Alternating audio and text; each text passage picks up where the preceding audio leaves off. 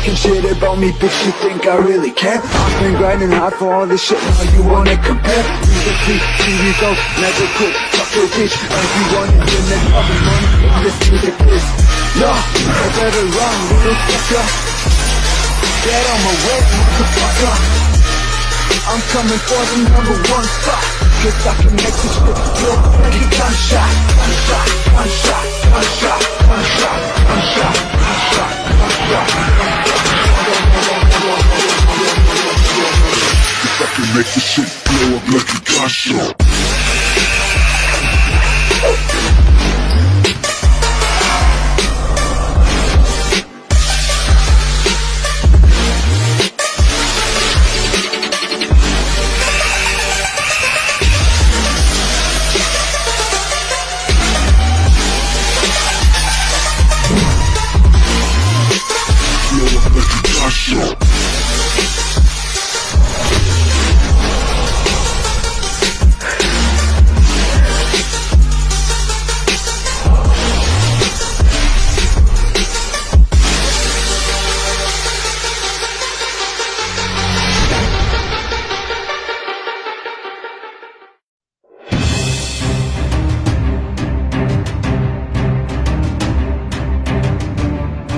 Porque ahora ya no existen fronteras y gracias a la tecnología podemos estar más cerca. Y para ello tenemos una nueva alternativa televisiva, Directo a tu CPU, con el periodista Jorge Carrión. Un programa especial con invitados internacionales desde todos los rincones del mundo. Ahora en las pantallas de Telestar Televisión, Canal 3 Lima, Supercable. No se lo pierda.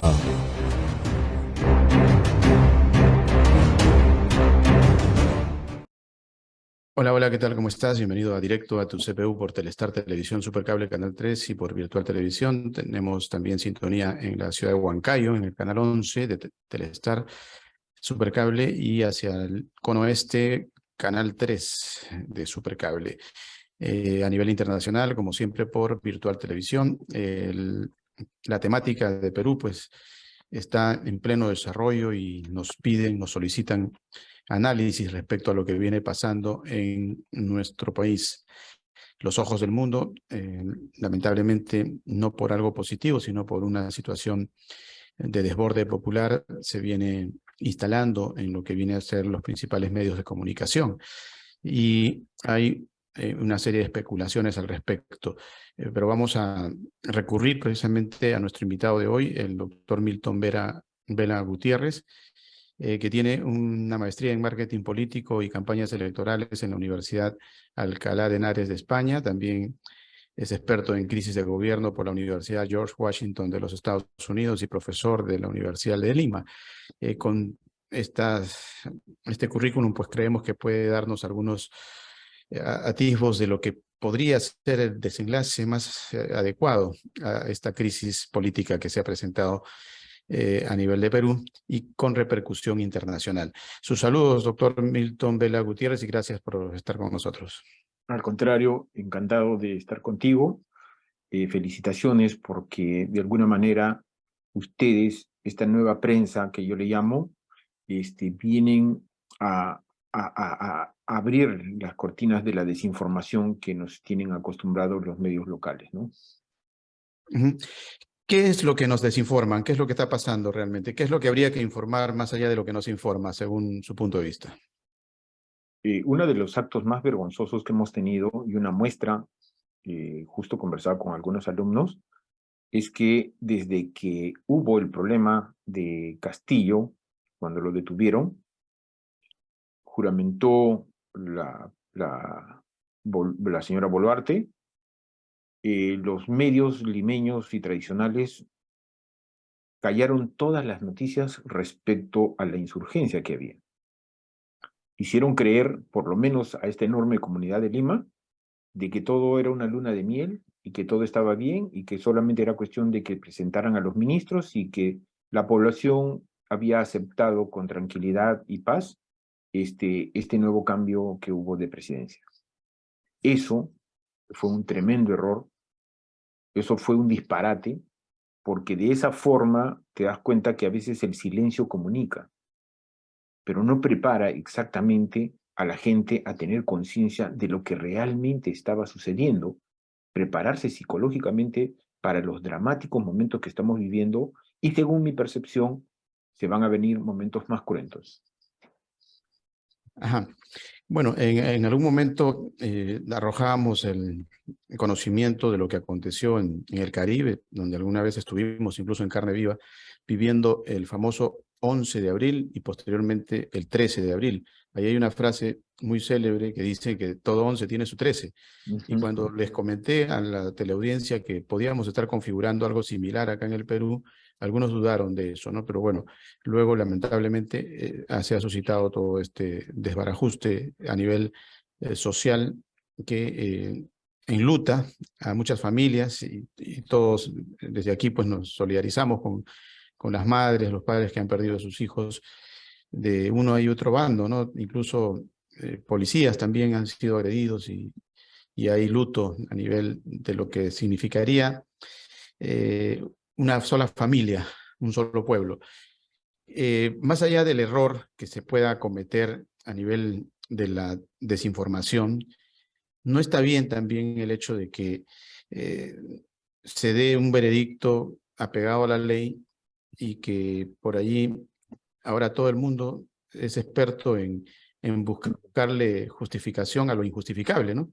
Cuando hace unas semanas, pues el hombre que estaba ahí encabezando el gobierno prácticamente iba de traspiés en traspiés en absolutamente todas sus acciones. Difícilmente podemos rescatar algo valorable de todo su periodo gubernativo. Ahora la solidaridad es como una especie de victimización en la que intervienen incluso países que no necesariamente son un ejemplo. Se solidarizan con la supuesta injustificable detención del actual mandatario. Si aspiramos a que se solidarice, por ejemplo, quizás Noruega, no sé, un país que dentro del socialismo pues tenga, o Suecia, ¿no? Algún tipo de economía estable, pues podríamos de repente decir, oye, vamos a copiar ese modelo y hay que solidarizarnos efectivamente con toda esa gran demanda que podría significar un viraje hacia esa situación política. Pero sabemos que estos países pues andan en situaciones peores que la peruana, con todo y su debacle que tiene actualmente Perú. No es ningún ejemplo alguno de estos países que supuestamente podrían ser la alternativa para solidarizarse hacia un cambio político. ¿Qué nos puede decir sobre eso, doctor? Jorge, parece que se fue la Sí, estamos conexión. Ya estamos bien. Ahí. Bueno, yo creo que entiendo de que he estado escuchando a muchos analistas, ¿no? De todo tipo, de todo calibre, ¿no?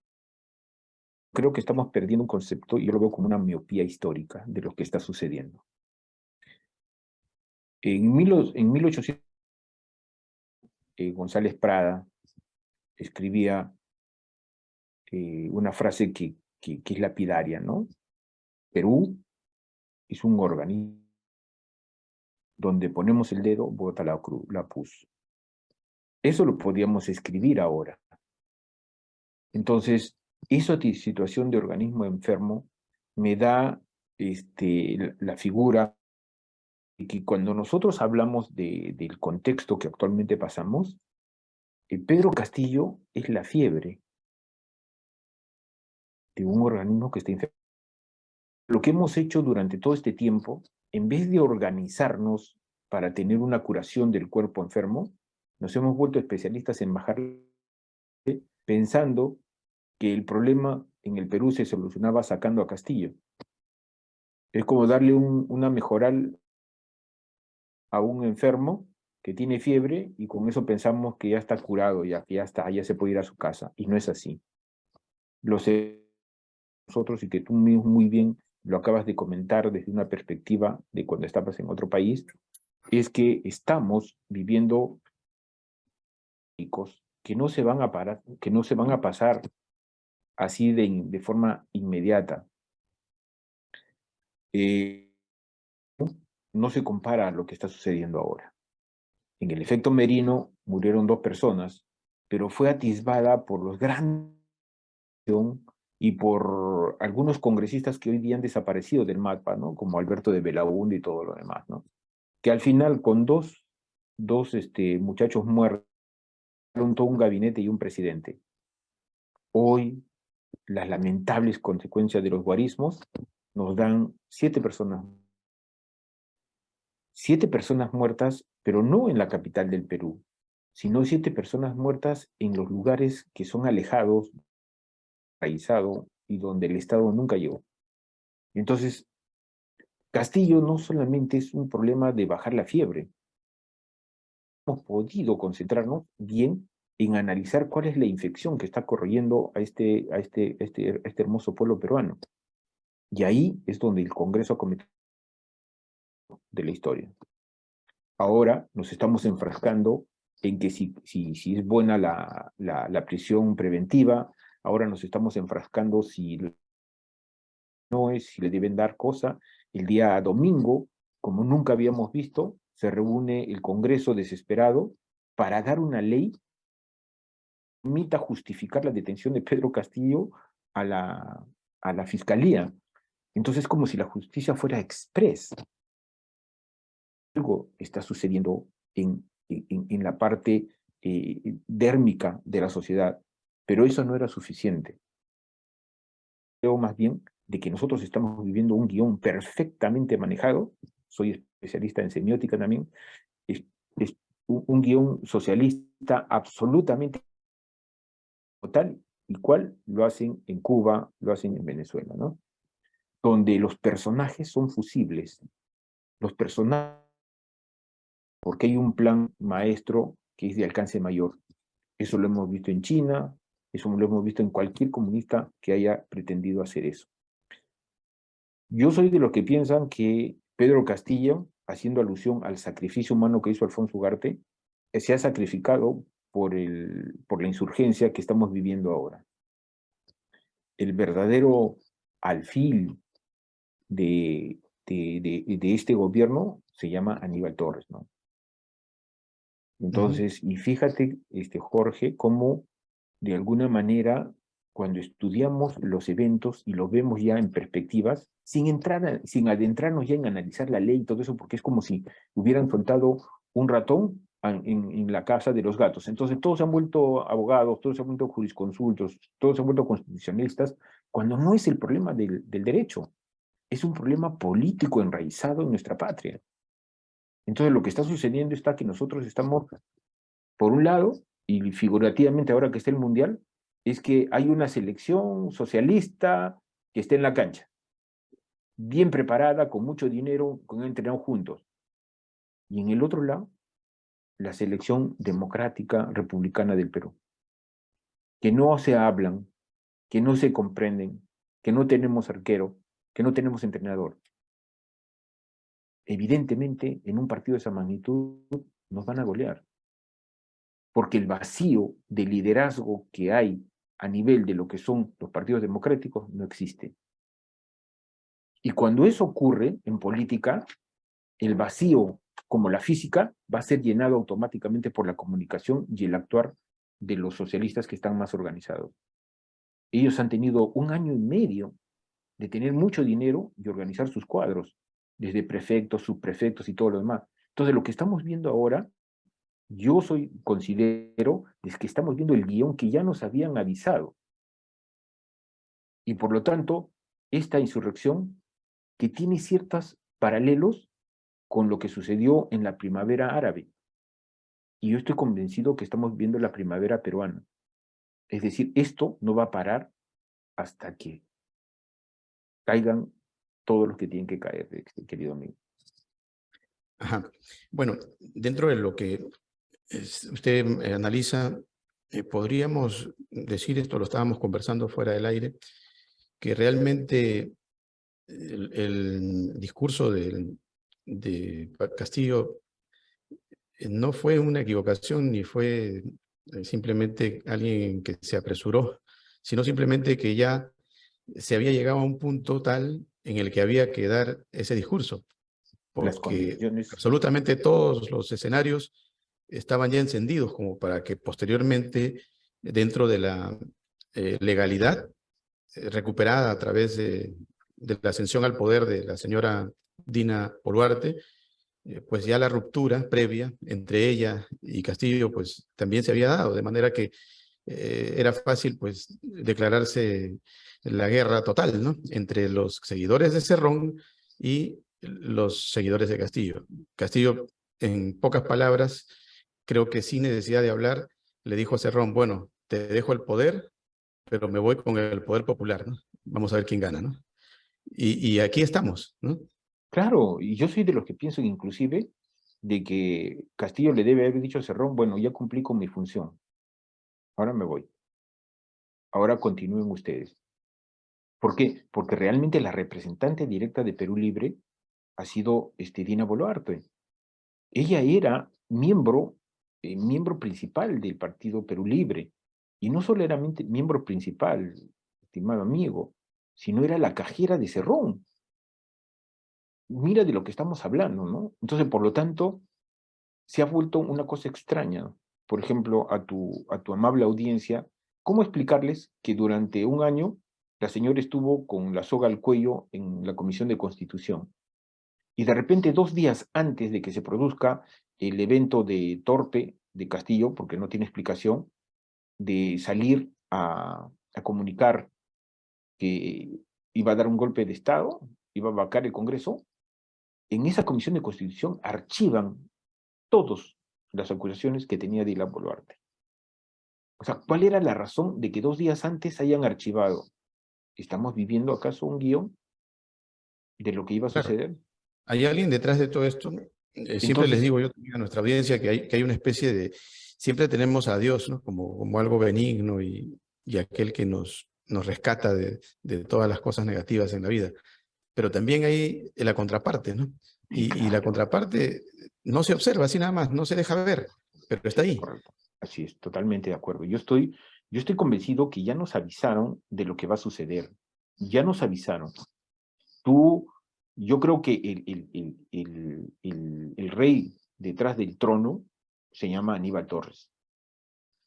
Es Ujú. probablemente uno de los políticos de izquierda que tiene ahorita más connotación de lo que se pueden imaginar.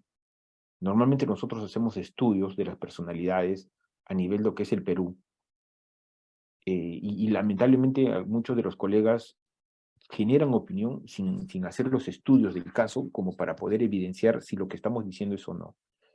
Entonces, el crecimiento que ha tenido Aníbal Torres en las clases más pobres y populares es increíble. Y el último discurso que dio, un discurso desde la perspectiva de brillante para la ideología que tenían ellos, en el cual hace alusión y termina diciendo que nosotros, por tener un color diferente, no podemos ser sojuzgados y no podemos perder las oportunidades de desarrollarnos y todo lo demás que debes haberlo visto tú. O sea, ha tenido una audiencia de miles, porque también han construido en este tiempo, mientras la oposición se peleaba y los egos estaban ahí, tuvieron la capacidad de financiar absolutamente algunas alternativas de diarios digitales. He visto y he estado viajando por el Perú y he encontrado radios oficialistas, o perdón, muros oficialistas y digitales con alta propaganda del gobierno, de vacunas, del Ministerio de la Producción, del Ministerio de todo eso. Y es de esa forma en que han financiado ellos esta campaña donde el crecimiento más grande no ha tenido Pedro Castillo. El crecimiento más grande de la figura ha sido Aníbal Torres. Y yo lo firmo, Jorge, y creo que tenemos elementos de juicio, como no nos equivocamos tampoco cuando nosotros habíamos predicho de que el presidente iba a ser Castillo, que dada la situación, dadas las condiciones de la desesperación por llamar a nuevas elecciones, es porque no sería raro que el próximo presidente se llame Aníbal Torres, ¿no? porque Sí, bueno, inclusive Antauro que Malo, recibe. Sí, porque inclusive Antauro un Antauro poquito, Malo ya lo... podría ser, pero creo que el que sale más ileso de todo esto es Aníbal Torres, ¿no? Claro. Eh, No solo ileso, sino lo han convertido en un paradigma de, primero, de lealtad. Si te das cuenta, cuando, Estuvo cuando, hasta el lo, final. cuando lo detuvieron Ujú, a Keiko, cuando la detuvieron a Humala, cuando lo detuvieron a su esposa, ¿no?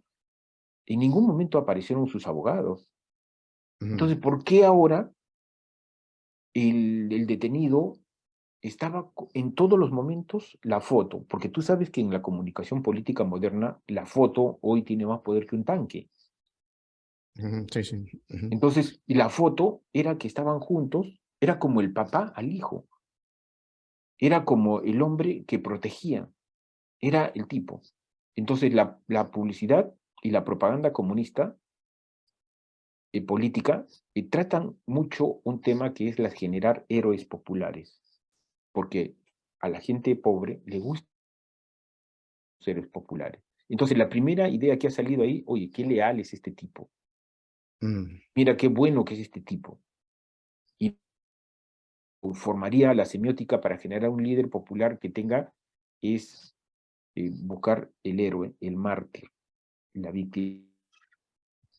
Y el señor que ha hecho, simplemente ha ido a la clandestinidad, al estilo de lo que les gusta a ellos. Por eso te digo, es el lado que han construido una figura. Antauro te cometió el peor error de su vida al presentarse en la clase de San Martín y defender a Dina Boluarte.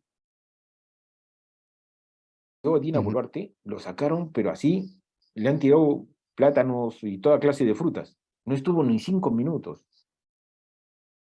ujú, Ya no sirve, ya cayó. Entonces todo está condicionado y a mí lo que me da pena, querido Jorge, es que mientras todo esto ocurre, el liderazgo del se acalló.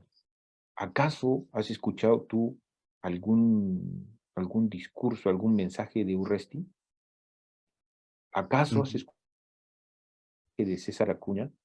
¿Acaso alguno de Forsyth? De todos los que de alguna manera participaron en la contienda electoral. Vendrían a ser, cuando tú pierdes una elección, te conviertes en líder de la oposición. Pero nadie, todos están callados. Entonces, ¿qué ha pasado? Que las insurgencias están dadas. Y sigo pensando que así como en el 2011 se dio una... Recuerdas lo que pasó, ¿verdad? Ujú. Entonces, en que ahora estamos con las condiciones de terminar una tormenta para una insurgencia de mayores consecuencias. Ujú, bueno, siempre tratamos también de buscar algunos vecinos que vienen a ser los que de alguna manera manejan los hilos, creo que de esta situación siniestra, ¿no? No nos llama la atención de que dentro del grupo de países solidarios con el cautiverio de Pedro Castillo no figure Venezuela. Están todos menos Venezuela, ¿no?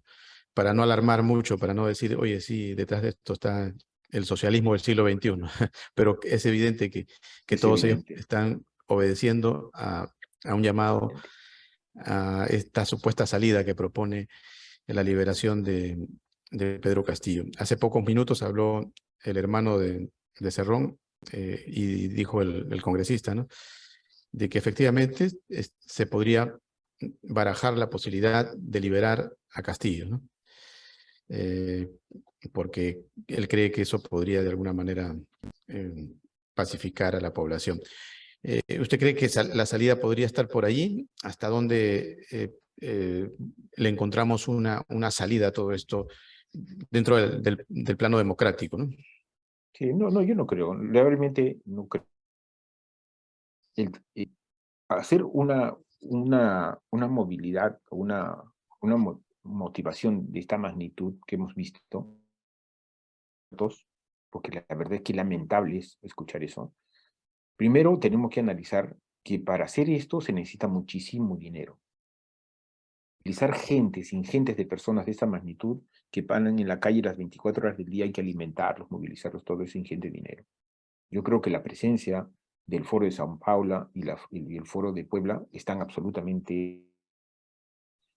México, como tocabas de mencionar, está México, Argentina y todos los demás, inclusive, de que hace 2 días Petro acaba de mandar a la Comisión Interamericana de Derechos Humanos para que investiguen el tema de Pedro Castillo. Entonces, el de Europa ya comienza a crecer que Pedro Castillo es una enorme víctima.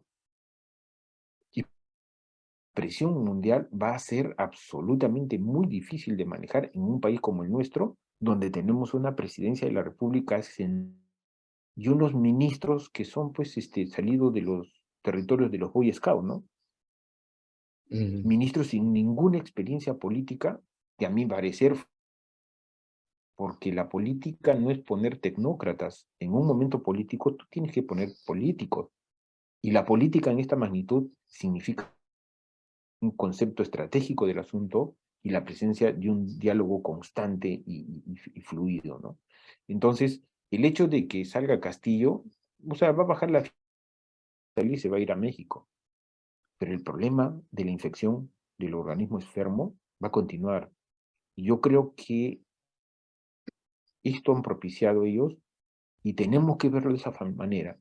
No tenemos que ver a las poblaciones que se han levantado, que justamente son las poblaciones más pobres, como los quiere tildar ahora, que son comunistas, que son socialistas. Esas absolutamente nada de ideología. Los que votaron por Castillo, votaron fundamentalmente, como siempre se vota en el Perú, por en contra de algo. Y votaron por Fujimori. Pero a su vez los que votaron por Castillo tampoco votaron porque eran comunistas, sino votaban porque lo único que les queda a ellos es la esperanza de que algo les propicie un desarrollo. Y la frase muy bien manejada, porque fue una buena campaña, es una frase excelente.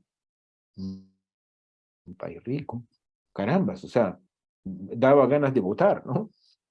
Pero esa frase es un fracaso porque no existe como tal, es tautológica. Entonces, no podemos tildar a toda esa gente que está ahí peleando. Hay una foto que me sobrecoge, ¿no? De una campesina con su onda tirándole. Yo pienso que esa campesina lo que estaba tirándole piedras es al evento histórico de que no hayamos producido desarrollo y que la derecha en el Perú hayan estado pensando más en cómo nosotros salvamos a las empresas, de cómo insertamos a todas esas poblaciones en una economía que es mucho más inclusiva, ¿no? Entonces, yo creo que el evento que estamos pasando no es un meeting, creo que es un evento histórico que va a romper los diques y que nos va a traer graves consecuencias, ¿no? Ajá. Sin embargo, bueno, también hay algo que se dice que nadie tiene o nadie valora lo que tiene hasta que lo pierde, ¿no? Si vemos la parte de los vecinos andan comiéndose la cáscara que nosotros arrojamos, ¿eh? Y eso no hay que exagerar, pero es la verdad. O sea, con todos y sus defectos, el Perú, con todos y sus defectos, te puede resolver un almuerzo hasta con $1, $2 fácilmente. Porque el Perú es un país productivo, es agrícola, dentro de todos sus problemas que tiene. Ándate a Caracas e intenta conseguir algo de agricultura. Intenta comer algo con $2, ¿no? Ándate a Colombia, ¿no? O sea, la situación en Argentina. El vecino Chile, te pides un jugo y un jugo te dan un vaso. En el Perú te pides un jugo y te dan la jarra de la licuadora. Sí, o sea, es cierto. Tenemos cosas, Sí. Lo que pasa es que nadie valora lo que tiene hasta que lo pierde, ¿no? Claro. ¿Qué queremos copiar? Esa campesina que figura en la foto, de pronto está siendo manipulada porque yo le aseguro que esa campesina, en comparación con un llanero, tiene para comer, tiene para vivir, es más, se siente libre todavía, porque esa zona no ha sido intoxicada por la ciudad, por el capitalismo salvaje. Ella con su suficiente capacidad, autonomía que tiene en el manejo de su vida de campestre, puede sobrevivir, y no sobrevivir, puede vivir, disfrutar. Es más, Muchos de nosotros vamos a pasar el fin de semana para allá y nos damos cuenta de que efectivamente el Perú es eso. Y valoramos de que eso se mantenga así. No porque esté en la época primitiva, no, sino que hacen falta ese tipo de lugares desoxigenados Sí. con el supuesto oxígeno de la capital, ¿no? El supuesto. Y andamos acantonados en las ciudades, en las capitales, simplemente porque aquí están todos los poderes del Estado, lamentablemente, ¿no? Entonces yo creo El que en enorme error. comparación con todos estos lugares que supuestamente están mejor o que podríamos emular de alguna manera, creo que también hay una mala observación al respecto, ¿no? Es verdad, el gobierno tiene que desplegar un poco más sus aristas económicas hacia esos lugares, ¿no? Pero no para transformarlos en capitalismos mal habidos, como sucede, por ejemplo, en los alrededores de los lugares más importantes de donde se saca el petróleo en Venezuela. ¿Cómo vive esa gente? ¿Acaso recibe algún cambio vivencial en su estructura incluso? Viven prácticamente la etapa primigenia, pero más aún de eso, no tienen para comer. Ándate a las mineras, alrededor de las mineras hay pobreza, pero toda esa gente no está pasando las penurias que pasan aquellos que defienden ese socialismo supuestamente mejor que el nuestro, que nuestra economía de mercado, capitalismo salvaje. No, muchos incluso ciudadanos extranjeros que vienen de Europa dicen, oye, ustedes son una especie de pequeña China, porque aquí se produce y ustedes no están esperando que el Estado les dé algo. Entonces yo creo que hay una mala observación. Está bien, ellos tienen la razón en muchos aspectos, pero creo que hay una exageración, incluso una especie de retratar a esta campesina como algo ya que te quiere sacar una especie de poesía, ¿no? O sea, te agarra prácticamente en el simbolismo y creemos que eso sería simplemente adulterar un poco una realidad que la conocemos y que debemos de aplaudir más bien que esa campesina todavía perviva por estos lugares. Una mexicana vino hace poco y me decía, oye, yo en México me acerco a una señora vestida así como las que ustedes tienen, y ¿sabe qué? Esa campesina no me habla, está muda. Mientras que yo veo que la de ustedes es risueña, cuando le pagué por la prenda que me vendió, se sintió feliz, ¿no? ¿Por qué? Porque seguramente lo que le he pagado le alcanza para poder comprarse un plato de comida, mientras que en México yo le compro eso y no le alcanza ni para un pan. Esa es la diferencia, ¿no? Entonces yo creo que hay también una desinformación al respecto, Claro, doctor, no sé, me parece, ¿no? claro, Jorge. O sea, el, ¿dónde está? ¿Por qué los gobiernos populistas? Pues, porque tienen dentro de su concepto la comunicación al 100%. O sea, ellos saben que la comunicación goebbeliana es fundamental. Los gobiernos populistas han aceptado lo goebbeliano como tal. Es decir, mientras vas a convertir en verdad. Entonces, el oportunismo socialista que hemos tenido acá en el Perú, que ha copado los medios de comunicación, tú sabes que estaba ocupado por todos y ahora ellos manejan muy bien eso, hacen ver a nuestras poblaciones empresa, y eso lo hemos encontrado en las encuestas que hemos hecho, hablar de empresas es como hablar del diablo. Esa empresa y empresario, para ellos es explotación, maldad, asesinato, todo, porque así los han entrenado, la nefasta ha sido dada desde las épocas de Velasco, ¿no? Y cuando tú comienzas a ahondar un poco más dentro de ese espacio,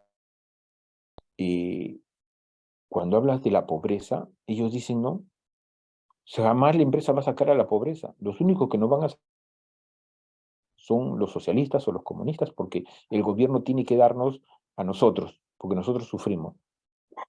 Entonces, toda esa ideología que está detrás de eso ha sido entregada a manos llenas a estos sectores que son lacerantes y que has demostrado históricamente que lo único que saben a generar es más pobreza. Inclusive, no debemos hacer tanta propaganda, sino simplemente ver cuántos hermanos venezolanos están en el Perú. Y una sola pregunta: ¿por qué millones de personas se han venido a este país y muchas veces a sufrir? Se vienen, ¿por qué? Porque vienen de un país que tiene todo, que en un momento fue uno de los más ricos de Latinoamérica, ¿no?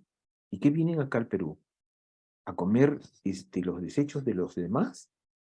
Están recogiendo acá en las calles, acá vemos todos los días a la gente sentada en las bancas de los parques pidiendo limosna con niños.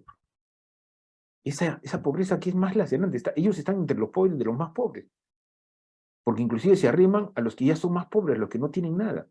Entonces la pregunta es, oye, ¿pero qué está pasando con Venezuela? ¿Qué sistema hace que la gente salga corriendo a pedir limosna a otros países? Pero la propaganda venezolana, que gastan millones, porque esa es la comunicación, la propaganda de los partidos del sistema del Foro de Puebla, de Sao Paulo y todo lo que quieras, que gastan millones en hacer acallar todo eso. Pero el problema es que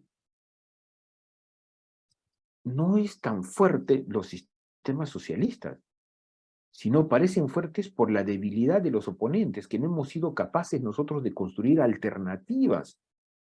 Y hemos cedido también, Jorge, hemos cedido lo más importante a ellos, que el SUTEP maneje la educación en el Perú desde hace más de 20 años. Entonces, ¿qué podemos sacar de las nuevas generaciones? ¿Qué les podemos pedir a las nuevas generaciones? ¿Cuál es el talento que ponen la gente del SUTEP a lo que les están enseñando a nuestra materia prima fundamental, a nuestros muchachos del futuro? ¿Qué le podemos pedir a esos ciudadanos? Entonces, simplemente cuando hay elecciones van a decir, ah, no, este es socialista, entonces ellos sí son buenos porque creen que nosotros los pobres nos merecemos muchas dádivas. Pero nosotros no les supimos decir, oye, pero queremos enseñarte a pescar para que puedas encontrar felicidad, progreso, desarrollo, realizarte como ser humano. No, no lo hemos hecho. Entonces, lo que estamos viviendo ahora es probablemente una insurgencia histórica que va más allá, como te digo, de las marchas contra Merino y todo eso, propiciadas, porque las marchas contra Merino y todo eso fueron propiciadas por una élite, utilizando sus medios de comunicación. Pero ahora esos medios de comunicación ya no sirven, Jorge. Están en una crisis de credibilidad terrible. Y no solamente la crisis de credibilidad, sino que a raíz de este gobierno, como les ha cortado los presupuestos, están en una crisis económica así languideciente. Y ellos, la única oportunidad que tienen es que haya un cambio de gobierno para que cambie esas reglas de juego y vuelvan a ellos a revertir los presupuestos que les ayudan a sobrevivir. Y ellos eran los encargados de poner o sacar presidente. Ahora, la prensa alternativa tiene más peso, más credibilidad que cualquiera de ellos. Y estoy convencido que tú, honorable audiencia, cree en ti, en lo que tú le digas, porque sabe que detrás tuyo no hay pues un empresario, porque la libertad de prensa ha sido subyugada por la libertad de empresa. Entonces, la gente ya se dio cuenta, ah, estos me mienten, esto es tal cosa.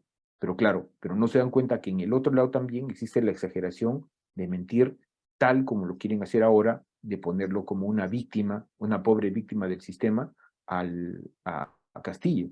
Y a nivel de la prensa internacional, lo hacen tan bien que ahora el mundo considera que todos nosotros estamos en contra de Castillo, un pobre campesino que ha sido condenado porque simplemente quiso dar un golpe de Estado. Y nosotros estamos en un error enorme de comunicación, porque más allá del golpe o la intentona de golpe de Estado de este señor, es cuáles fueron las razones, más allá de lo que significa el gran guión socialista para el Perú, sino que este señor estaba envuelto en escándalos de corrupción, lacerantes. Pero, ¿te das cuenta cómo han manejado la narrativa? Ahora no, ya no hablamos ya de la corrupción, ¿no? Sino hablamos de la intentona de golpe y todo eso, ¿no? Y eso en la prensa internacional les cae a pelo, pues, ¿no? O sea, cuando habla López Obrador, nos habla de pobre presidente Cholito, que lo han maltratado, está excluido, discriminado. Pero en ningún momento Petro o Fernández de Argentina hablan, oye, pero este señor metió a gente que estuvo robando en su casa y que los testigos está diciendo que le dieron dinero directamente y que probablemente eso puede haber sido una causa personal en su desesperación para apretar el botón rojo y producir su detención como tal, ¿no? Ujú. Sí, bueno, es parte del proceso educativo que lo hemos perdido, no tenemos cultura real, ¿no?, de lo que podría ser lo bueno y lo malo. Alguien decía, por ejemplo, cuando Alan García se terminó de ir al extranjero y luego volvió, le preguntaban, oye, ¿por qué vas a votar por Alan García? Bueno, porque simplemente en su tiempo él nos dio el crédito cero para la agricultura. Ujú, ujú. Es más, después ni siquiera terminamos de devolver ese dinero al Estado, ¿no? O sea, nos quedamos literalmente con el préstamo. Y no importa si roba, con tal de que reparta, dicen, ¿no? O sea, simplemente es parte ya incluso de una especie de cultura que se maneja y que creemos que es lo normal, ¿no? De tal manera que el padre a su hijo no lo regaña cuando comete algún exceso, sino más bien le dice, oye, tienes que ser mosca, tienes que, tienes que estar a Claro, tono con los tiempos. O sea, esa es la cultura que tenemos en la actualidad, lamentablemente, y cuesta recuperarla si no hay un trabajo al respecto, ¿no? Simplemente lo que hay es una continuación. Entras a un estamento del Estado, por ejemplo, a nivel de una municipalidad donde estuve trabajando, y lo primero que te dicen, oye, ¿sabes qué? Tu cheque no va a salir porque hay problemas en la parte administrativa, totalmente. pero resuelve, tú sabes que, ¿no? El jefe dice que ustedes pueden resolver, total, es parte del trabajo, ¿no? O sea, prácticamente te insinúan de que vayas a la calle a infringir, ¿no?, la ley y que busques la sinrazón a los ciudadanos para que puedan pagarte de repente debajo de la mesa lo que no te pueden dar ellos en el momento del sueldo. Tranquilo que tu sueldo está guardado. O sea, es Totalmente. normal, ¿ah? Y todo el mundo, todos los demás, aceptan como algo normal. Yo que, por ejemplo, venía después de muchos años de haber vivido en el extranjero, lo veía como algo raro y les preguntaba para ver qué opinaban, ¿no? Y me decían, no, compadre, yo te voy a enseñar, esto es fácil. O sea, te tienes que meter al sistema, si no, Claro, simplemente te tienes que ir, hermano. Tú no sirves para esto, ¿no? O sea, eso es la configuración Perú de los últimos claro. tiempos, lamentablemente, ¿no? Ahora, ¿cómo recuperar eso, doctor? Si más allá del problema que tenemos una justificación para tener este tipo de líderes, tenemos una justificación para tener este tipo de elecciones absurdas. Mira, has tocado un tema importantísimo, ¿no? Este, Has hablado del sistema. Y es obvio que en el Perú la corrupción es el sistema. Y durante todos los años, no de ahora, sino todos los años contemporáneos, todas las leyes que se han dado, todas las formas de acceder al Estado, todas las formas de llegar al poder, están configuradas para que llegue gente que sean permisibles a la corrupción. El, el servidor público o el servidor o el funcionario o el candidato no va buscando cuál es el bien común, cuál es el progreso del país, sino ven cuál es el presupuesto y cómo van a obtener eso. La Contraloría en los últimos años ha sacado que un promedio de corrupción oficial es casi de 20.000 millones de soles, ¿no? Nosotros creemos que debe ser de 40.000 millones de soles lo que se va en corrupción. A la Ujú. fecha, el presupuesto multianual es más o menos como 60.000 millones de dólares. 60.000 millones de dólares. Yo quiero que te imagines una empresa que te diga, Jorge, ¿sabes qué cosa? Vamos a poner un negocio y te voy a dar un capital de $1 millón. Tú dices, $1 millón es una enorme responsabilidad. Entonces, lo primero que vas a hacer es, voy a contratarme un equipo que tenga experiencia, que reduzca la incertidumbre del riesgo y que sea exitoso. ¿Y qué pasa si Ujú. te aumento el capital de la empresa a $10 millones? Realmente la presión es más grande. ¿Y qué pasa si le aumento a $1.000 millones? Entonces, ¿y qué pasa si te digo, oye, tienes un país que tiene un presupuesto de $50.000 millones? O sea, es obvio que tú vas a querer trabajar con los mejores de los mejores. Y en contrapartida, necesitas a alguien que te haga la auditoría, que haga el contrapeso político, y por lo tanto tienen que ir al Congreso. Y para que vayan al Congreso tienen que entender también que están en un país que tiene un volumen de 50.000 millones de dólares y que eso es un botín llegado a la visión de algunos políticos. Y por lo tanto, tienes que tener gente que tenga la capacidad de lo que yo le llamo el pensamiento compuesto, es decir, tener ciertas habilidades mentales para poder deducir y saber dentro de los grandes números que existan cómo entender la materia compleja de lo que significa una administración del Estado. Pero ahora, como la corrupción es el sistema, primero tenemos un problema absolutamente del sistema político, ¿no? El sistema político lo único que nos ofrece es cada vez peor gente. ¿Cómo es posible que tienes una ley servir? Eso quiere decir que para entrar al Estado te pides que entre más doctorados tengas, mejor. Yo hasta ahora soy de los que creen es, ¿qué hace un doctorado trabajando en el Estado? No lo sé. No lo sé, te lo aseguro. ¿Un doctorado en el Estado? No lo sé. Pero han hecho tan complejo el Estado que el Estado da la sensación que fuera un país dentro de otro país. Es decir, nosotros los ciudadanos tenemos que servir al Estado. No el Estado nos tiene que servir a nosotros. Nos sacan una cantidad inmensa de impuestos personales, como renta, porque no hay cena gratis. Esos bonos que la gente dice, no, el Estado nos tiene que dar gratis, sale de otro bolsillo, del nuestro, los que pagamos impuestos, los que cumplimos con las leyes. Entonces el Estado ya está desmedidamente grande, ya es imposible controlarlo. Pero ¿qué hemos puesto? Tener gente que hoy día llegaron al Congreso porque pagaron dinero, porque fueron el compadre, porque fueron la secretaria, o sea, sin ningún tipo de estudio, sin ningún tipo de comportamiento, sin ningún tipo de representatividad política. ¿A dónde hemos llegado? Que de los 24 regiones que tenemos en el Perú, 19 son movimientos independientes regionales. Prácticamente han desaparecido los partidos políticos. Acción Popular y Fuerza Popular no tienen una sola región. Entonces, si los vemos desde esa perspectiva, ya desaparecieron, no tienen representación.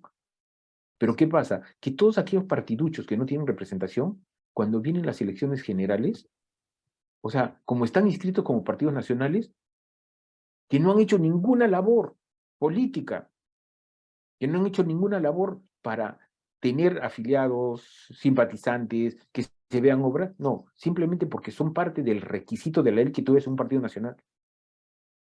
Entonces, tú compras, porque son partidos ya mercantilizados, tú compras el cupo. Y detrás de ese cupo, ¿quién están? Narcotraficantes, ilegales, lavandería. Entonces, ¿qué hemos hecho? Hemos puesto a disposición del Estado la peor gente. Las Entonces, mafias. mientras no ganamos teniendo elecciones generales ni elecciones adelantadas, si es que no hacemos un cambio. El viejo Einstein decía algo, ¿no? Si tú quieres algo diferente, haz las cosas diferentes. Porque si tú vas a hacer lo mismo, no vas a tener resultados diferentes. Y la realidad nos está dando en las elecciones regionales. ¿Se cambió la forma de acceder al poder de las regiones? No. ¿Y qué ha ocurrido? 16 de los candidatos que han ganado elecciones tienen sentencias. Al de Tacna ya lo metieron a la cárcel. Y los otros, o sea, ¿por qué? Porque las normas nos llevan a tener un sistema corrupto, a afianzar la corrupción del sistema.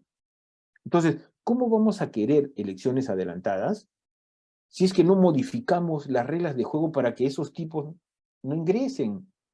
O las mafias o la élite de siempre estén metidos ahí.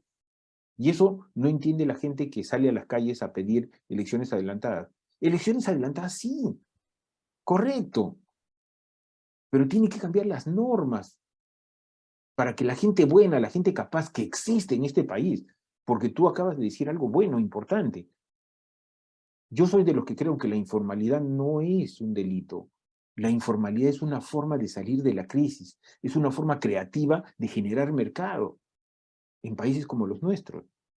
Entonces, ¿cómo vamos a negar que el que vende en la esquina, el ambulante, todo eso, están viviendo del viejo sistema de comprar y vender y que salvó la vida a miles de personas en el pésimo manejo de la pandemia. Yo he sido testigo de que acá en Mesa Redonda las mujeres 2 de la mañana iban a comprar las fábricas que todavía estaban funcionando clandestinamente sus politos. Y venían las cargamontones de Forsyth con caballos a espantar a esa gente que lo único que hacía era comprar para irse a sus mercados, aumentarle un poquito el precio y sobrevivir de esa ganancia. O sea, ¿eso era ilegal? ¿Es ilegal que la gente que ya no tiene nada salga a las calles a vender? Por favor, no estamos viendo óptica, copiamos todos. Creímos que el Perú, que es Hong Kong, Japón, es un pecado venial que haya pobreza en un país tan rico como tú mismo lo acabas de mencionar. Lo que pasa está de que si este es un país rico, la equivocación y el desconocimiento de los socialistas en este sentido es que, por ejemplo, en la frase de Castillo decía, no puede haber pobres en un país rico. Confunde país con recursos con país ricos. Porque una cosa es el recurso y otra cosa es la riqueza. Para que el recurso se convierta en riqueza, necesito inversión, conocimiento y trabajo. Pero qué fácil es decirles la riqueza. No, acá tenemos que enseñarle a nuestra gente, a nuestros jóvenes, que sí los hay gente talentosísima. Hay una generación de muchachos que me da gusto, ¿no? Porque van a ser es la bisagra histórica que necesita el Perú. Y ya se dieron cuenta que no pueden estar esperando al papá gobierno, porque lo que han hecho es, este misterio de desarrollo ha generado adicción a los bonos. Entonces la población de menos recursos, de menos capacidad de entendimiento, cree que porque el gobierno te da 250 soles al mes, es bueno. Y es de tal magnitud que nosotros llegamos a medir casi el 80% de popularidad entre los sectores más pobres de Vizcarra, simplemente porque les estaba dando 200 soles cada mes. Entonces, eso se llama régimen populista. Vizcarra gastó 200 millones de soles en el marco de 2 años para tener la popularidad que tuvo. Y los gobiernos populistas necesitan invertir mucho dinero, muchísimo, para mantener y construir esa escenografía que está muy alejada de la realidad. Así es. Bueno, doctor Milton Vela Gutiérrez, estamos creo que dentro de un marco de análisis necesario. Esperemos que la gente pues recapacite, ¿no? Porque a propósito de los bonos, recuerdo un bono muy que decían que se trataba de un experimento donde tú agarras a los ratones y los pones en un lugar y de pronto llega el momento en el cual ese lugar se incrementa porque nacen más ratones y más ratones y más ratones. Al principio, cuando tienes a pocos ratones, pues es manejable tu economía, ¿no? Y todos son felices. En Venezuela, ¿qué pasó? Se dio el bono para aquel que trajera un niño al mundo, pues tenía que recibir un emolumento económico. Las niñas, las mujeres, lamentablemente, guiadas por esta supuesta bonanza, pues se agarraban y tenían 2, 3, 4 y cobraban por cuádruple, triple, ¿no? Y se sentían contentas con los bonos. Pero si se desborda ese momento y se llena prácticamente de habitantes, esos niños crecen y crecen y la economía no crece al nivel del desborde popular que ha acontecido allá en la hermana República de Venezuela, pues se generaron los escenarios que hemos visto. Todos esos muchachos son jóvenes, la mayoría los que están saliendo hacia el exterior, ¿no? No deberían estar en otros lugares, deberían de estar en sus lugares de origen. No deberían estar incluso pidiendo cosas que, como usted recordaba, pues en algún momento Venezuela fue la Venezuela Saudita, ¿no? Donde se instalaron los gringos, es verdad, se instalaron los gringos. Pero los gringos se instalaron ¿para qué? Para que la gente pasara hambre durante todos esos momentos que estuvieron los gringos instalados en la zona petrolífera de Venezuela. Jamás aconteció una situación como la que actualmente vemos, gente literalmente comiendo de la basura, ¿no? Entonces, ¿quién es el equivocado? ¿El imperio con su capitalismo salvaje? ¿O alguien que a nombre de una supuesta salvación mesiánica les está dando una mejor vida? Eso es un discurso equivocado, ¿no? Hay alguien que Totalmente. está mintiendo y lo está Totalmente. mintiendo flagrantemente. Lo podemos ver en las calles de Lima, de Santiago, de Quito, donde vayas encuentras un venezolano a la deriva, lamentablemente. Y otra cosa más, cuando viene un gringo a Lima, el gringo dice, claro, un gringo no como los que por ahí están publicando en las redes sociales, ¿no? Que supuestamente hay un discurso de un gringo que dice que el Perú es el peor sitio y no sé qué más. Conversando con un gringo de verdad, me dice, en mesa redonda, ahí en pleno mercado central, ¿no? Dice, oh, este ser el desorden más ordenado del mundo. Sí, Y correcto. se ríe y luego explica por qué, ¿no? Y las razones son bien prácticas. Él las ve así de simple. Este señor que tiene la carretilla cargando ese bulto, él no está a la deriva. Él tiene su orden, él tiene su fin. Él no le hace daño a nadie. Esa señora que está gritando ahí que está vendiendo una fruta, tampoco le hace daño a nadie. Y no Así está es. esperando que el Estado le resuelva la vida. Así es. Ella está contribuyendo con el Estado. Así es. Esto es el orden dentro de un desorden, ¿no? El orden, o bueno, el desorden más ordenado del mundo, ¿no? Que es prácticamente esa informalidad, que fue el verdadero soporte también durante el tiempo del Fujimorismo. Dicen, oye, fue Fujimori, Claro, ¿no? claro, Fueron los claro. hombres de a pie, ellos fueron los que salvaron al Sí, Perú. sí, sí, Y la sí, gente claro. no los valora. ¿Eso qué significa? Eso significa hacer empresa. Eso es Sí, emprendimiento. ¿Eso es totalmente. capitalismo salvaje? O sea, creo que hay una idea equivocada de lo que significa verdaderamente prosperar en la vida, ¿no? No sé, doctor, ya a manera de ir cerrando la idea, ¿qué nos podría comentar sobre esto? Claro, por supuesto. O sea, lo que tú dices es totalmente la razón.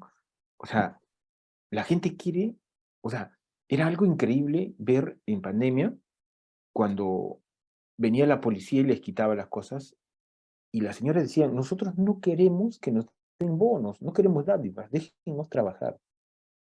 Porque claro, los bonos son 250 soles que te dan, pero 700 soles que se gastan para hacer que esos 250 soles parezcan 5.000 soles. Pero en la realidad, como nosotros sabemos, podemos nosotros manipular la realidad, pero no podemos efectos. A la gente le podemos decir muchas cosas, pero los efectos no funcionan. Te dice, esto es. Y la gente obtener, lograba sobrevivir por lo menos decorosamente a una crisis generada por el Estado, en momentos en los cuales tenemos que hacerle entender a nuestra gente que sí, el Perú es un país rico, pero siempre y cuando esos recursos tenemos. Pero como tanto tiempo nos han metido ideas socialistas, creemos que el que tiene que hacer todo es el Estado. Cuando yo pienso que el Estado debe ser como el buen árbitro de fútbol. Es decir, el mejor árbitro de fútbol es el que tú sientes que no está en la cancha. O sea, el Estado Ujú. tiene que pasar desapercibido, tiene que acostumbrarse a dar las facilidades, ¿ya? Y las circunstancias para la que la gente progrese con su talento y se realice. Ahora, por ejemplo, este señor entra y dice, vamos a dar ingresos libres a las universidades.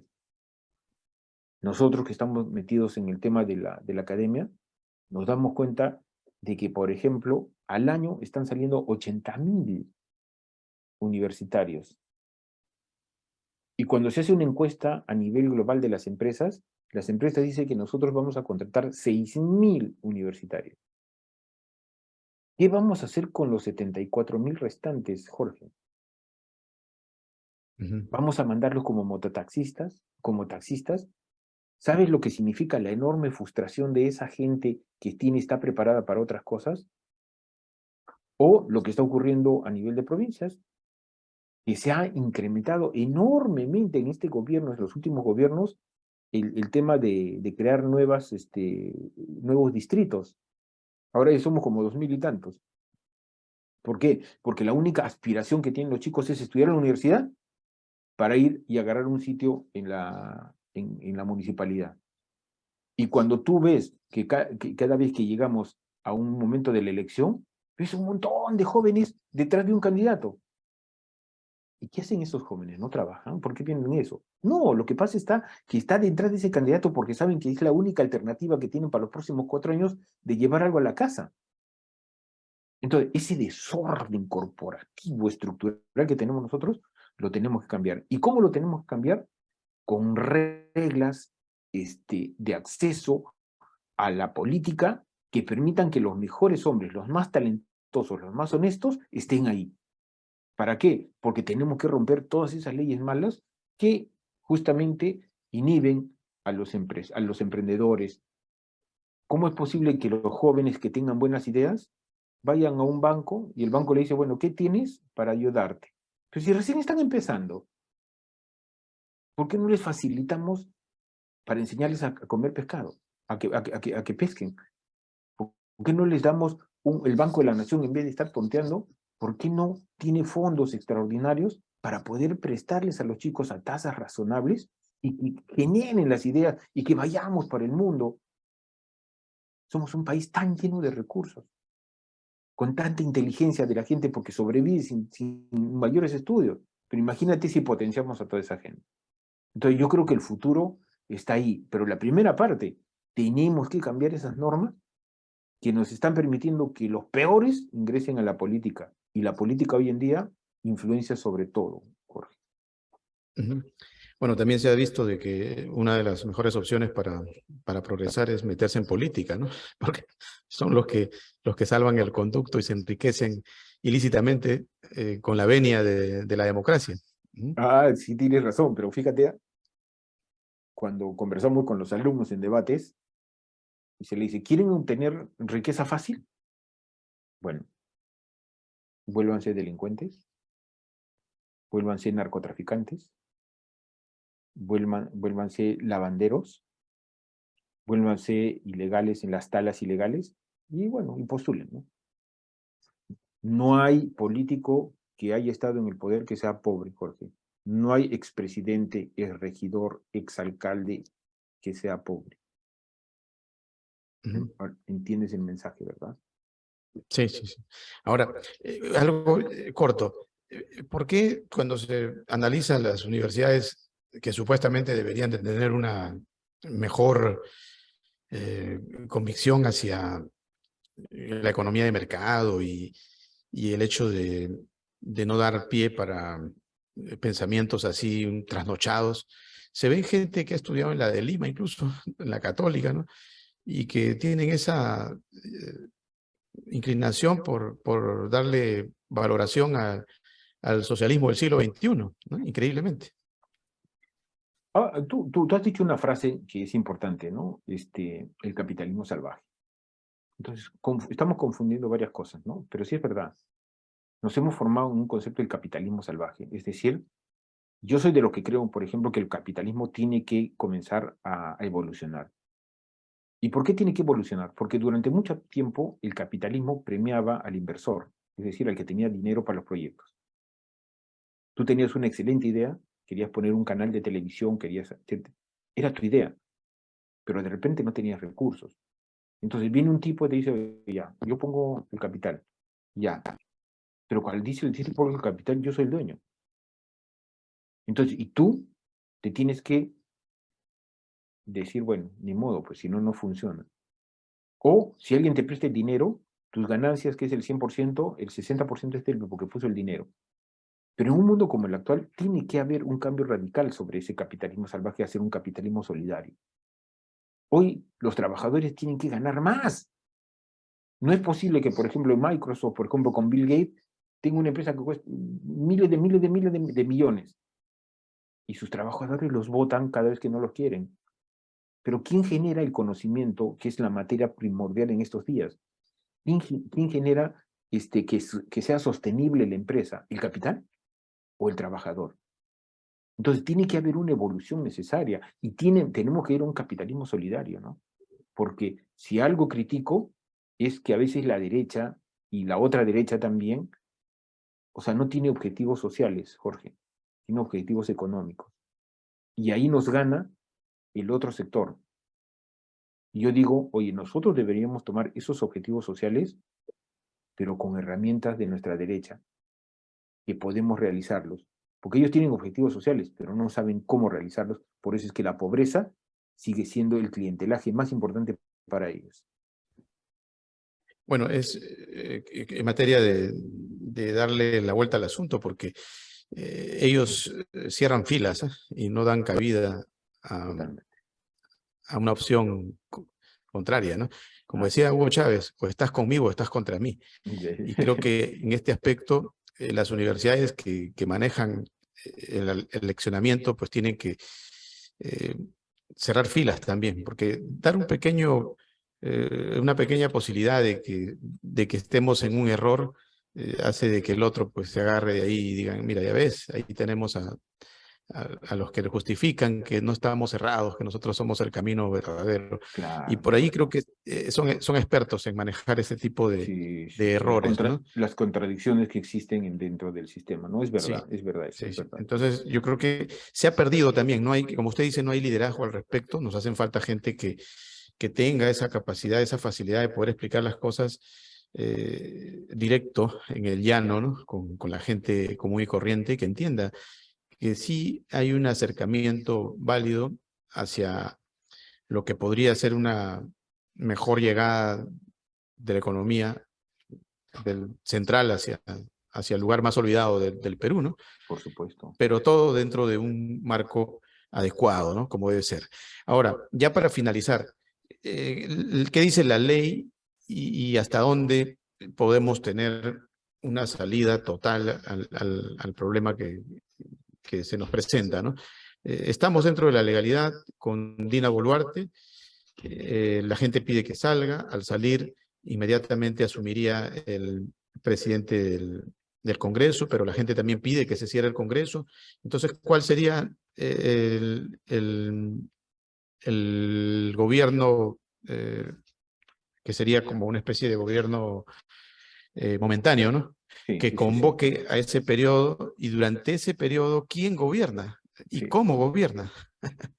claro. O sea, hay una de las experiencias históricas, ¿no? Basadas, por ejemplo, justamente en la primavera árabe, que se dio muy claro, que creo que es un símil de lo que está pasando en el Perú, ¿no?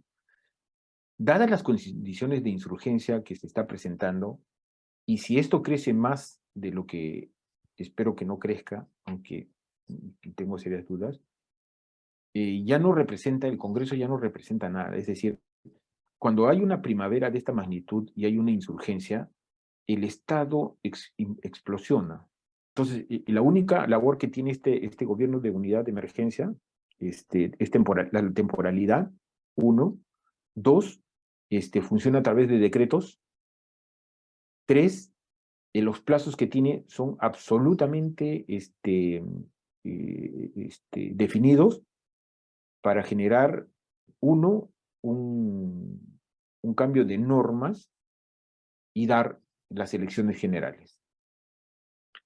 En este momento, lo que están pidiendo la gente no es solamente que el cambio de normas en respecto al tema electoral, sino que la presión que está viniendo desde abajo es a un cambio de la constituyente.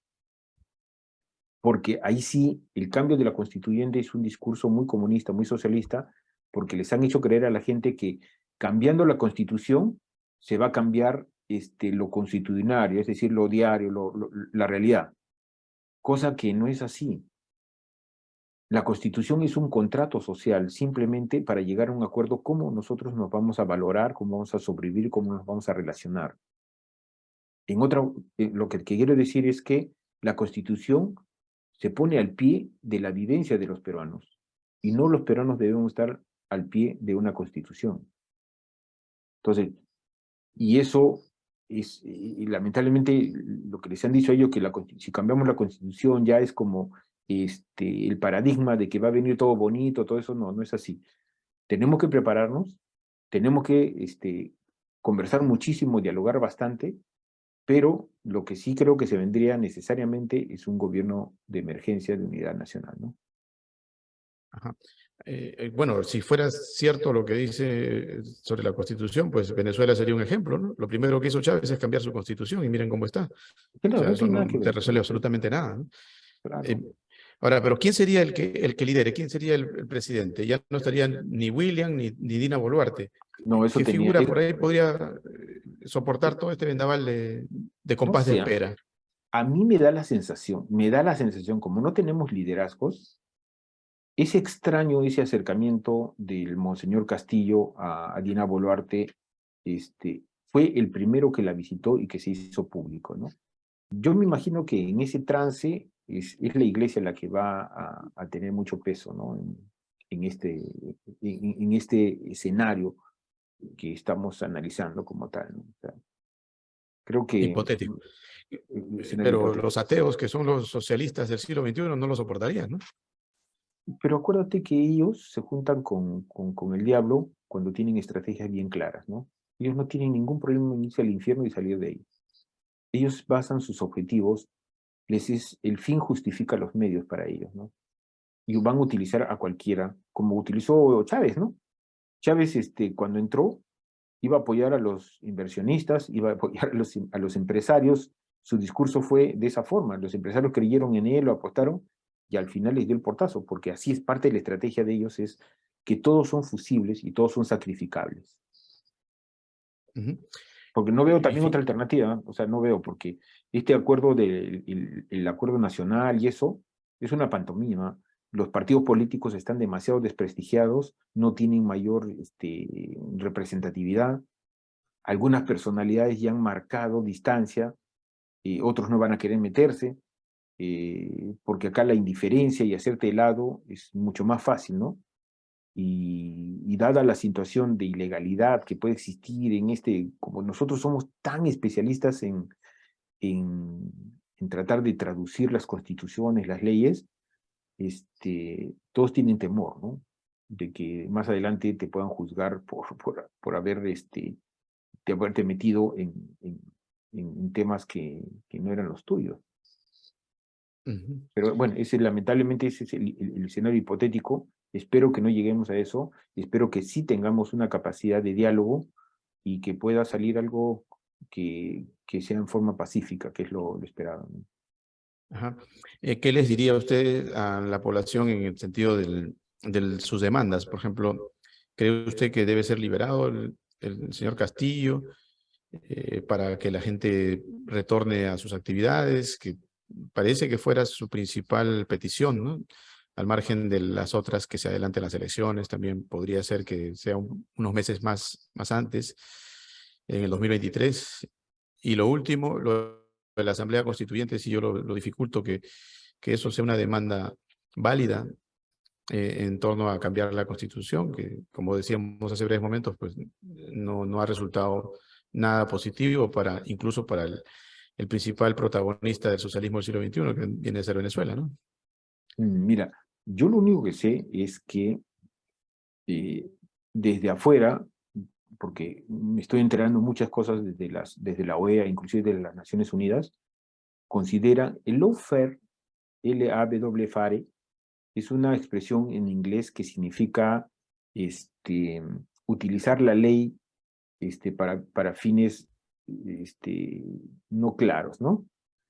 Entonces, acá nosotros estamos utilizando la ley en forma política, ¿no? O sea, porque si te das cuenta, todas las leyes que están saliendo ahora tienen nombre propio. Con el fin de sacar a Castillo, han modificado la Constitución como han querido, han puesto leyes, y ahora la figura presidencial está absolutamente desprotegida. Entonces, supone que hay elecciones, bajo estas leyes que han modificado, cualquier hijo de vecino se va a bajar un presidente por haber estornudado. Entonces, estas reglas de juego van a tener que modificarse, están extrañas, pero desde afuera consideran de que no se han dado las condiciones para que, una vez que te capturen, hacen una ley para que encajar un delito que no estaba previsto, porque realmente una cosa es un golpe de Estado que está absolutamente y es lícito que esté contenido dentro de las normas legales, y otra cosa es la intentona de golpe, que no está escrita en ningún manual jurídico. O sea, nunca se realizó, no se llevó a cabo. Entonces, por eso es que a última hora están arreglando todo eso. Claro, acá lo podemos arreglar, nos pueden mentir, nos pueden decir, pero a nivel de lo que es del exterior, que son pues supuestamente con normas jurídicas predecibles, más estables, consideran de que ha habido todo un manejo, desmanejo, todo esto, que no ha sido prolijo, y que por lo tanto este señor es una víctima y que merece ser excarcelado, ¿no? Inclusive hace 2 días, de nuevo ha ido el embajador mexicano allá a la DINOES, y no sería nada raro que este acuerdo que han llegado AMLO, Fernández y el presidente colombiano llegue a la OEA, y a la OEA diga, señores, tienen que soltarlo. Y que yo lo veo más por ese lado. Y recuerda que nosotros hemos firmado un convenio de tal manera de que hoy nosotros le tenemos que hacer más caso a lo que dice la OEA que a lo que digan cualquier tribunal peruano. Yo creo que por Sin ese embargo, lado, cuando pasa esto en los regímenes socialistas, ellos dicen me vale madre, ¿no? Y acá sí, el régimen patean el mío tablero. se respeta la revolución bolivariana, y si me tengo que salir de la OEA, de la ONU, es más, huele a azufre, olvídate, ¿no? Y nosotros sí tenemos que obedecer al pie de la letra. O sea, me parece también un contrasentido, ¿no?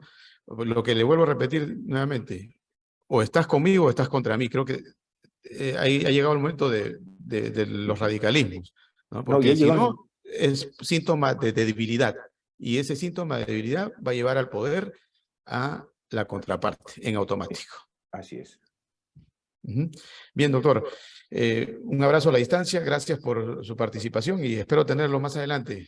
Ojalá que sí. el tiempo nos permita y las circunstancias también seguir teniendo la libertad, la tranquilidad, ¿no? Y el acceso a lo que conversábamos en el transcurso de la conversación, a un Perú donde sí, efectivamente, podemos decir que simplemente recordarles a la gente, ¿no? Nadie valora lo que tiene hasta que lo pierde. Cuidadito con eso, cuidado con eso. Y mucho cuidado. Un abrazo, doctor, gracias. Un abrazo a ustedes también y un saludo a tu honorable audiencia, ¿no? Deseándoles que no debemos de verdad la esperanza, inclusive en estas fiestas que se vienen, ¿no? Gracias, doctor. Gracias. Hasta luego. Encantado. Grupo Ortiz te ofrece en un solo lugar todo lo que tú quieres encontrar. Consorcio Computelectronic Plaza SAC, donde encontrarás de todo para tu computadora, laptop, tablets, además venta y accesorios para celulares. Gimnasio Fitness Planet SAC, con máquinas modernas de última generación para mantenerte en forma. Baño Sauna Spa Aruba SAC. Contamos con cámaras secas, cámaras de vapor, duchas españolas y más. Tu cuerpo y mente merecen relajarse. Cancha sintética Las Terrazas de Ortiz SRL, para que practiques tu deporte favorito. Atención las 24 horas. Grupo Ortiz, te esperamos en la avenida Nicolás Ayllón 15498 AT. Grupo Ortiz.